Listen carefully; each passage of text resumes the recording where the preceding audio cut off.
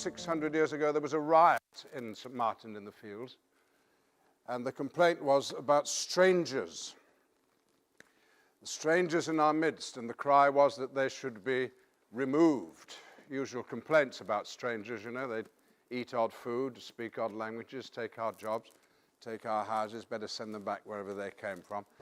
And the authorities sent out to put down the riot, at least according to William Shakespeare, Thomas Moro, the hero of Man for All Seasons, at this time a youngish lawyer who presented the case for peace by arguing that people should obey the law and stop rioting, and secondly, being by Shakespeare with a plea to humanity, which has earned its place in this wonderful book.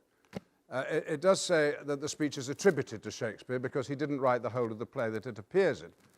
But there is no doubt he wrote it because, well, when you hear it, you'll know.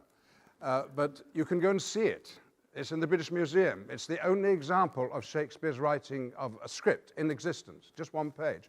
And it's this speech. It's symbolic and wonderful for all sorts of reasons. That it should be this speech of all, so little known, and so at the heart of Shakespeare's humanity that it should be permanently on display.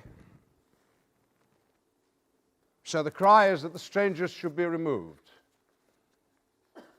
And Thomas More replies, "Grant them removed, and grant that this your noise hath chid down all the majesty of England."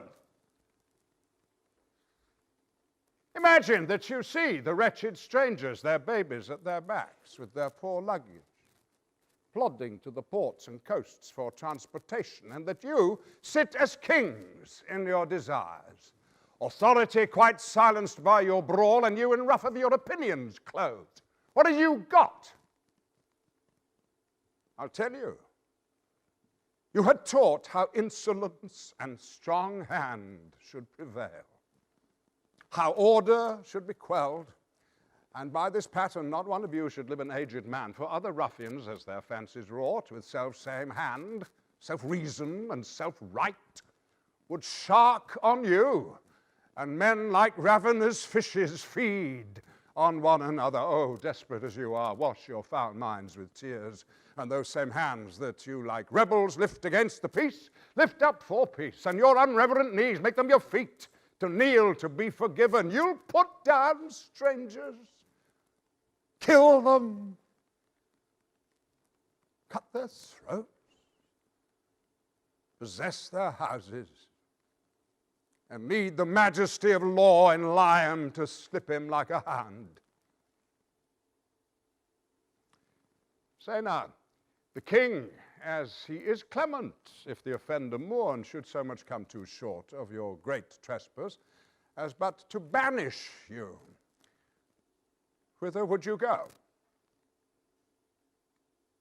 What country, by the nature of your error, should give you harbour? Go you to France, or Flanders, to any German province, to Spain, or Portugal, nay, anywhere that not adheres to England, why you must needs be strangers? Would you be pleased to find a nation of such barbarous temper that breaking out in hideous violence would not afford you an abode on earth, whet their detested knives against your throats, spurn you like dogs, and like as if that God owned not, nor made not you, nor that the elements were all appropriate to your comfort, but chartered unto them? What would you think to be thus used? This is the stranger's case, and this your mountainish inhumanity.